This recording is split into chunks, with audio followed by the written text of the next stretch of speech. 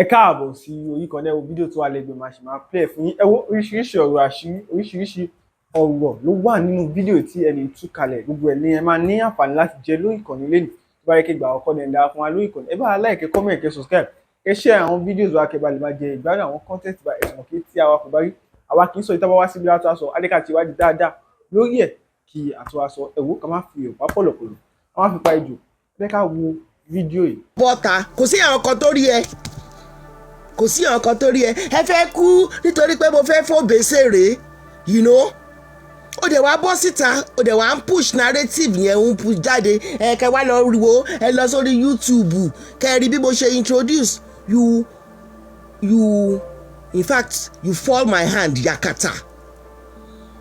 O fall hand mi ò mọ̀ pé bó ṣe bá ń sọ pé o gbọ́n, bó ṣe máa ń sọ pé o ṣe tó pé o lè bá wọn play irú game yẹn. Kó bá sọ pé o fẹ́ Obesere wà tó Obesere jọ act film. O ní láti sọ̀rọ̀, wàá jẹ́ káwọn èèyàn kó máa speculate pé kìnnìkan tí fíìmù yẹn bá dẹ̀ jáde níbi tó ti act yẹn, àwọn èèyàn á dẹ̀ wá rí pé now o act film ni.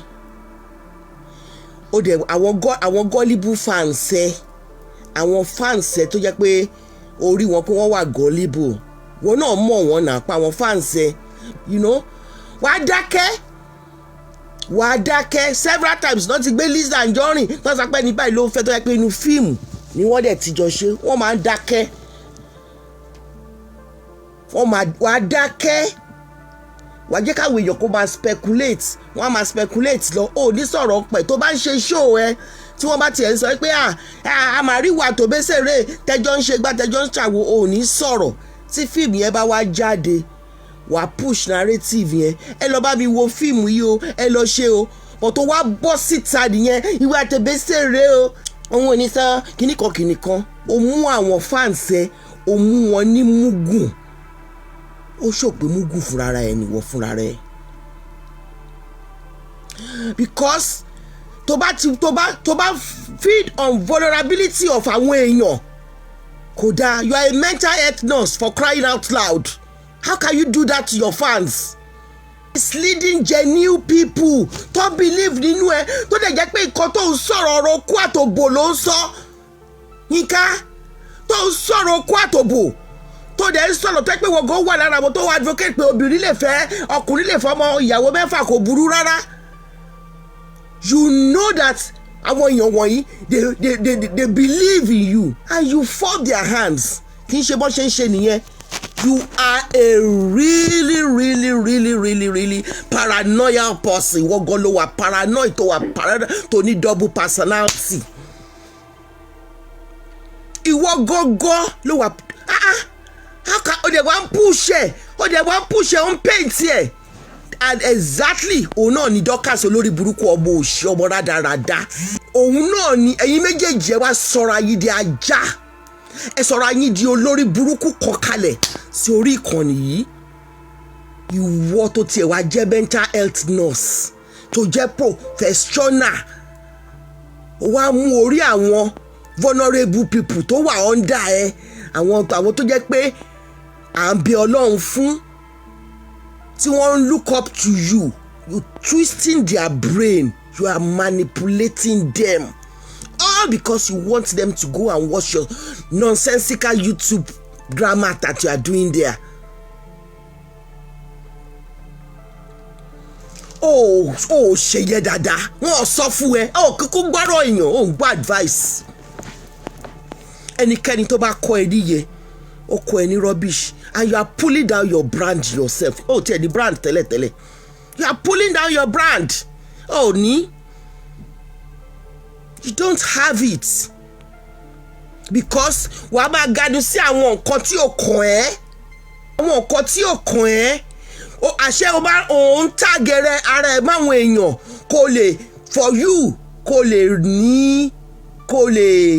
mi mọ̀ bó ṣe máa sọ ní Yorùbá. You are tagging yourself with people because you want to use people. You've used me enough on this social media. Not until you tí Lizzy Anjorin tó face ni mo tó mọrú èèyàn tó jẹ́, that you are a user, and so you are using your fans again, but it's not nice. It's not nice. You don't have the spirit of can you believe it? You don't have the likability factor, and you think pé wọ́n nìkan ló gbọ́n ní gbogbo ayé. Eléyìí tó ṣe yìí ó wà despicable. Tó bá yẹ pé èèyàn kan ló ṣe, wàá ti gbé ẹnu ẹ yẹn, wàá ti Ganusi, wàá ti ṣẹ́rí, wàá ti bá fẹ́ fún on social media. You are a disgrace to nursing profession. For you to push that narrative tí ó dẹ̀ jẹ́ pé ó hacked ni. There's not something, there's nothing in becoming a second wife or a fourth or fifth or sixth. Kò sí nǹkan kan tó bá wá. Ṣé ilẹ̀ ṣẹ̀ṣẹ̀ wá ń sọ ń sìn? Obesere o, òun fún Obesere o, kẹ lọ gbárí mọ́lẹ̀ o, kìnìkan o, ẹ lọ wò lórí YouTube o, bó ń ṣe fún Obesere o, tó ń ṣe introduce ẹ̀ sí family o, tó ń ṣe gbogbo ìwú ẹ ságbo. Obesere ò lè fẹ́rù ẹ. Wọ́n ń fọ́ ni. Obesere you are not wọ spec Obesere. Àwọn amọ̀rú àwọn tó Obesere ń fẹ́. Wọ spec ẹ̀ rárá. Ó kàn bọ́ sórí kinní. So àwọn narrative tó máa ń push àṣẹ irọ́ ni, irọ́ ló bá dé. Ṣe bẹ́ẹ̀ f'Olú ọmọ ńgbà tó ń sọ tó tẹ̀ jẹ́ pé speculation wá tí ìyá ẹ olórí burúkú Dublin, ìyá ẹ tó ń sunkún lọ bá olórí burúkú Dublin aṣabikiri tó sọ fún ẹ pé MC Olú ọmọ bu ẹ tó describe òbu ẹ. Ṣe push narrative yẹn gbà yẹn. Wàá kọ́ dákẹ́, wàá jẹ́ káwọn èèyàn kọ́ máa speculate. Ṣé Yinka fẹ́ Obesere lóòótọ́ ni? Ṣé Yinka fẹ́ kíní kan lóòótọ́ ni? Wàá dákẹ́, wàá máa ṣe another topic lọ, wàá gbójú kúrò bẹ́ẹ̀, wàá ṣe bẹ́ẹ̀ ni pé o rí. And you came out and start pushing nonsense narrative. Obesere ẹ lọ gbárí mọ́lẹ̀ tó ń bá fún Obesere, ẹ lọ ṣe kinní mọ́lẹ̀ tó ń bá ń gbó Obesere. Ó wá rí àwọn tó ń tẹ̀lé ẹ, orí wọn gẹ́gẹ́ bí ọlọ́pọlọ áyán. Àwọn tó ń tẹ̀lé ẹ náà ni you will see. Wàá rí pé bọ́ ṣe máa bẹ́ẹ̀ wo fíìmù yẹn náà nìyẹn. Torí ẹ̀ ló ṣe ń bú Lizzy Anjorin tó ń bú mi ní gbogbo ìgbà, tó ń ṣe updates. Igi àràbà tó máa wó, igi àràbà tèmi ò lè wó. Ẹnikẹ́ni tó bá sọ pé kí igi àràbà mi wó, igi àràbà ẹ̀ ló máa wó. Ìyẹn ti tiẹ̀, kó gba ti tiẹ̀ bẹ́ẹ̀. Ṣé orí wọ ọmọ burúkú òkété aṣabikiri kejì, aṣabikiri orí social media, wàá gbọ́ nǹkan tí wọ́n sọ. Ìwọ fúnra rẹ ló máa tú àṣírí ara ẹ. O gbé bèbí aláwo kan jáde lẹ́nu some few hours ago.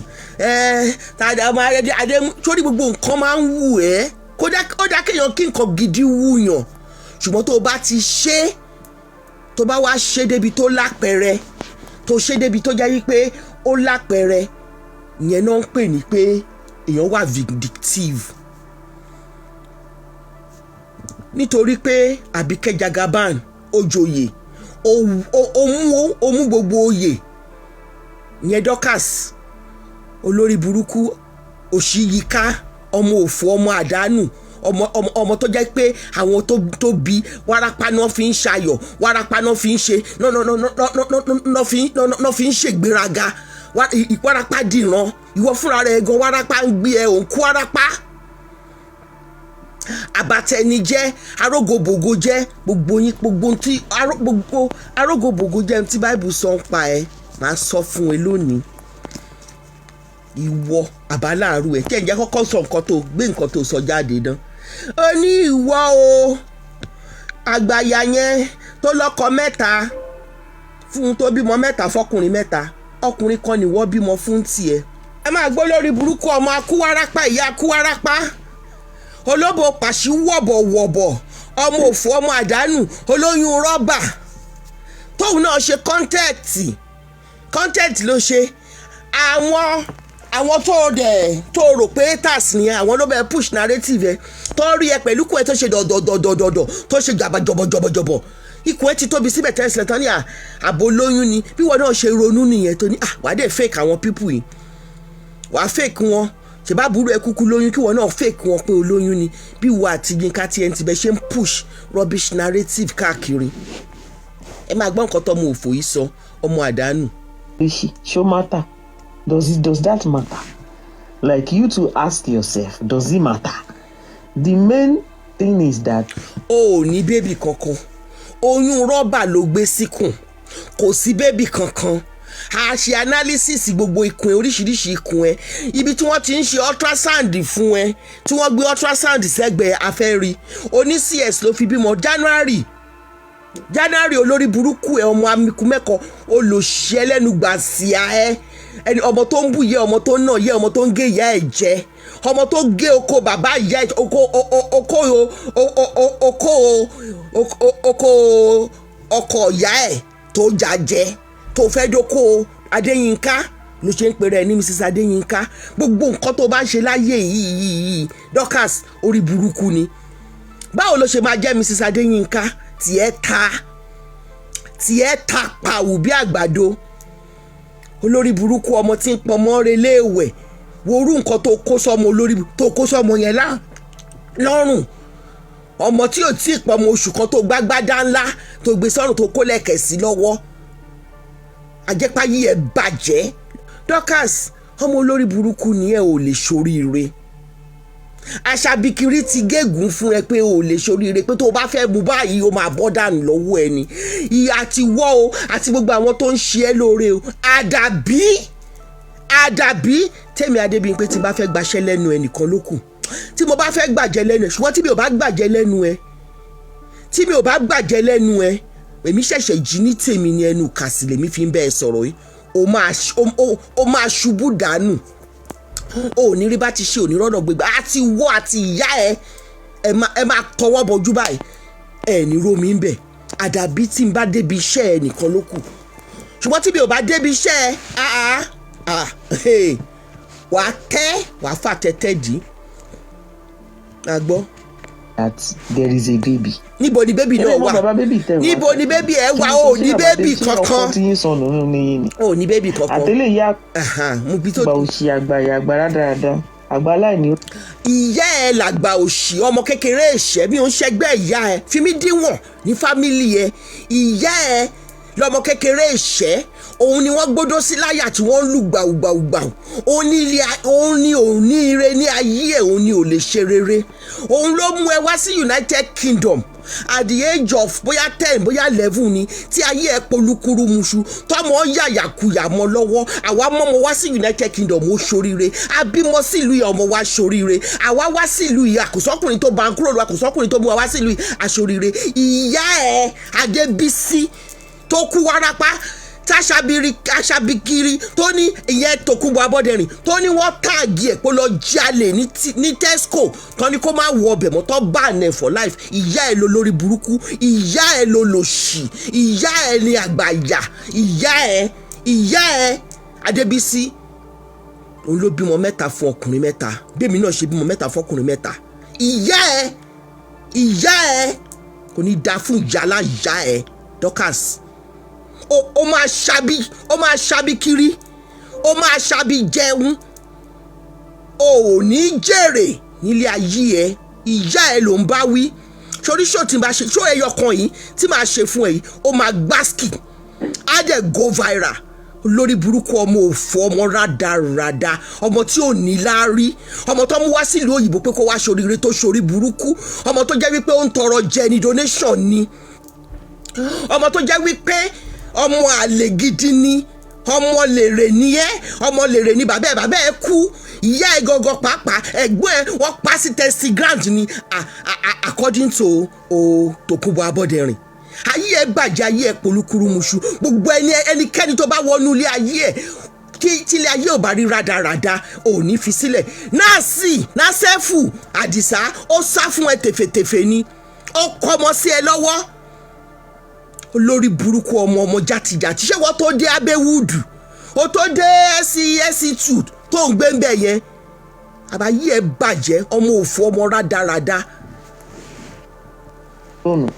ìyẹn tó lọ ń dọ́kọ rẹ̀ wọ́n níyẹn náà ń béèrè pé ta ni bàbá bíbí aláìníròónú ara Galatia. olórí burúkú nìyẹn wàá mú ọ̀rẹ́ tó ń do ọkọ ẹ̀ wá irọ́ ti bàtà yí ẹ jẹ ọkọ ọ̀rẹ́ ẹ̀ wo lodo aláìnírònú ara galatia nìyá ẹ àti gbogbo àwọn aláfẹ̀yìntì ẹ àwọn aláfẹ̀yìntì ẹ tó ń sponsor ẹ tí wọ́n fún ẹ lówó wọn ò ní rí bá ti ṣe wọn ò ní rọ́dọ̀ gbégbá ó lè ní gbogbo yín bẹ́ẹ̀ ṣe jówó àbáṣà tó jẹ́ pé owó àbáṣà ni wọ́n fi ń ṣe ẹ́ láàánú báyẹn yín ṣe máa rí báṣà nìyẹn gbogbo ẹ̀yin tó jẹ́ wípé owó tó jí ní nàìjíríà náà fi ń bankróòlù yín àti wọ́ àtàwọn alátìlẹ́yìn òfò lẹ máa ṣe ẹ̀ ní gbádùn ẹ̀ ní jèrè ẹ̀ ní láyọ̀ gbóhùn sókè. gbàjá ti jà tí àgbàrédèrèdè. ìyá ẹ àti àwọn tó ń sponsor ẹ ní àgbàrédèrèdè irú jẹ́ẹ̀kì tó ń sponsor ẹ jẹ́ẹ̀kì tó ń gbé ẹ mọ́ra ní nàìjíríà tó ń bẹ ẹ rìn síwájú tó ń gbé ẹ lọ sílé olóògùn òun ni rádaràda òun ni òní rí bá ti ṣe òun ni òní rọ́nà gbégbà ilé ayé ẹ máa porúkúrú muṣu àwọn ọmọ ẹ bó ṣe rí rádaràda yẹn làwọn ọmọ ẹ ṣe máa rí òní jẹun tó bá jẹun báyìí igi ló jẹ tó bá mu omi báyìí ibi ló mu ibi ló máa jẹ kiri ilé ayé ẹ ó máa dàbí àdátán ò ní rí bá ti ṣe òní rọ́nà gbégbà Dorcas ayé ẹ máa bàjẹ́ rádaràda ló máa jẹ́ títí ẹ. burúkú wọ́n ní wọn náà béèrè ta ni bàbá bébì. bẹ́ẹ̀ ni mo béèrè lọ́wọ́ ẹ pé ta ni bàbá bébì wọ fúnra rẹ wàá gbọ́ ánsà tó fún ara ẹ mo béèrè lọ́wọ́ ẹ pé ta ni bàbá bébì torí pé o lóyún látàárọ̀ dalẹ́ èmi Adébíyìnká Aláṣàdúrà mò ń sọ fún ẹ wípé tó bá gbin nkíhun tó bá jábọ́ ní backside ẹ ìgbẹ́ ni tó bá jábọ́ níwájú ẹ ẹ̀jẹ̀ kọlọ̀bọ ni ọmọ ò lè jáde látara ẹ mọ́ Dorcas Adéyínká àdàbí tí n bá pa iṣẹ́ ẹ lẹ́kún tí n bá lọ síbi iṣẹ́ ẹ tí mo bà iṣẹ́ ẹ jẹ́ ṣùgbọ́n tó bá wá bà iṣẹ́ mi jẹ́ for no just cause tó jókòó tó ní o máa bà iṣẹ́ mi jẹ́ tó dẹ̀ lọ sí NMC tó fẹjọ́ mi sùn ló máa àdàbí tí n bá ṣe irú ẹ̀ fún ẹ tó bá jẹ́ pé gbogbo nǹkan tó ń ṣe tó jẹ́ pé ó ń fún ẹ ní oúnjẹ mo takò rí ṣùgbọ́n tí mi ò bá takò wàá ṣa ibi jẹ kọ́dún yìí tó parí wàá kẹ́kẹ́ tó korò wàá sunkún kíkorò kọ́dún yìí tó parí Dorcas Adéyínká wàá sun ẹkún tó korò àdàbí tí mo bá lọ síbi iṣẹ́ tí mo fẹjọ́ ẹ̀sùn rí tàbí níbi bísínẹ́sì ẹ tí mo déwájú bísínẹ́sì ẹ tí mo ní kọ́ má ba ẹ rajà àdàbí tí mi ò bá ti ná owó mi fún ẹ tó jẹ́ pé mo fi rajà lọ́wọ́ ẹ tí mo tún wá ń polówó ẹ nìkan ló kù ṣùgbọ́n tó bá jẹ́ pé ó kàn máa wá attack me randomly tí mo bá dẹ̀ feel pé ó yẹ kí n dá ẹ lóhùn at any point in time tí mo dá ẹ lóhùn eléyìí tó tún wá ṣe yìí ó wá gbé sàárẹ̀ kọjá mọ́ṣáláṣí ó wá lọ sí NMC ó fẹjọ́ mi sọ parọ́ ńlá ń bẹ̀ ṣùgbọ́n mo dúpẹ́ pé Ọlọ́run vindicate mi but the fact pé Ọlọ́run vindicate mi ò ní pé kí n wá sọ̀rọ̀ máa fi hàn yín ohun tí ọmọ burúkú yìí ṣe ìwọ ní ẹni bí èṣù láàlú èṣù tí ń gbélé oríta ló máa gbé wọ́n á máa tọ́ ìpolí ẹ lórí ni wọ́n á máa tọ́ àdìlé ẹ lórí ni ó ti fún èṣù àti ògún ní ohun tí wọn kì í jẹ ṣó ti yé ẹbẹ yẹn torí náà ni pé òun láti rí ṣonṣo òun láti gba ṣonṣo ọ̀rọ̀ tiẹ̀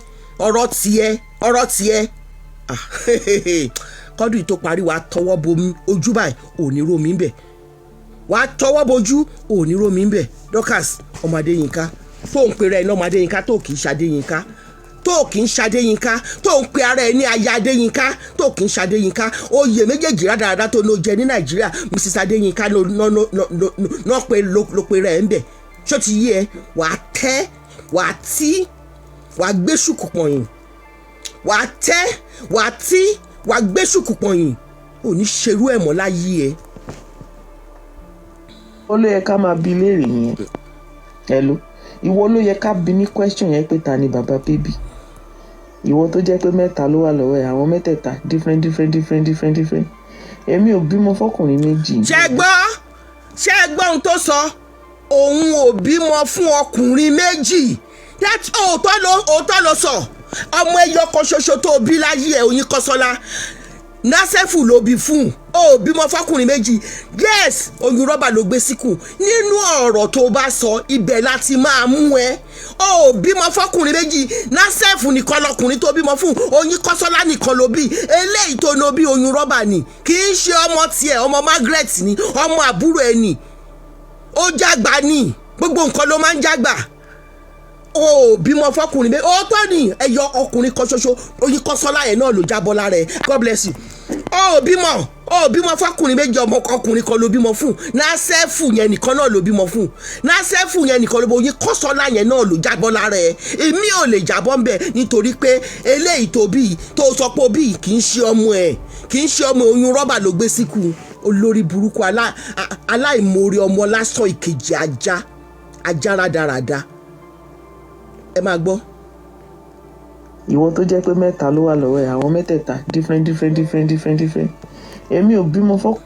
àwọn mẹ́tẹ̀ẹ̀ta tó wà lọ́dọ̀ mi different fathers ni wọ́n àfi bo èmi náà mo wá sọ lórí ìkànnì mi ìpúrọ́ mi ò ṣe skit mi ò fàwọn ọmọ tèmi ṣe skit mi ìfàwọn ọmọ mi ṣe content fáwọn viewers mi ìfàwọn ọmọ mi ṣe content fáwọn followers mi ìfàwọn ọmọ mi ṣe content fáwọn fans mi bíi tiwọ àti ìyá ẹ olórí burúkú akúwárapà ọkàn ọmọ kan ṣoṣo ló bí ẹnìkan ló bímọ fún násẹ́fù yẹn náà dẹ̀ ni òun nìkan ló bí oyin kọ́sọ́lá fún ọmọ tó ló bí ọmọ rọ́bà ni kì í ṣe ọmọ ẹ ọmọ Margaret nígbà ọmọ fọlọ́mọ olórí burúkú ọmọ àlè játijàti. different èmi ò bímọ fọkùnrin méjì mi ò bímọ fọkùnrin mẹ́ta nígbà tẹ́ni tó ní ọmọ. ó bímọ fọkùnrin méjì ó bímọ fọkùnrin mẹ́ta òótọ́ ni nítorí pé oyin kọ́sọ́lá nìkan ló bí oyin kọ́sọ́lá nìkan ló bí ó bímọ fọkùnrin méjì ó bímọ fọkùnrin mẹ́ta oyin kọ́sọ́lá nìkan ló bí ìwọ fúnra rẹ̀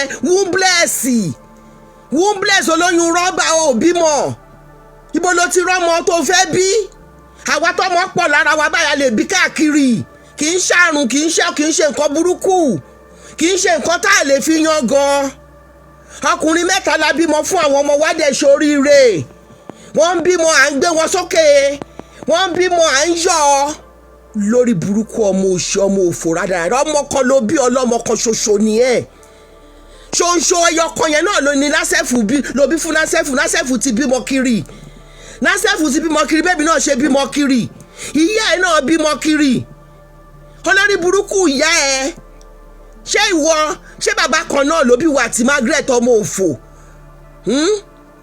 amúnibú ni ẹran ìbíyẹ fọ́ lójú ọ̀tún ó fọ́ lójú òsì ó ń pe àwọn èèyàn yìí pé òun lọ́ba afọ́jú àbó òrí bó ṣe rí olórí burúkú ọmọ òṣì rádaràda bó ṣe fìbọn fọ́ orí ẹ̀gbọ́n ẹ̀ according to Tòkunbọ̀ Abọ́dẹrìn ní Stanley Grand the same thing náà máa ṣe fún wọn.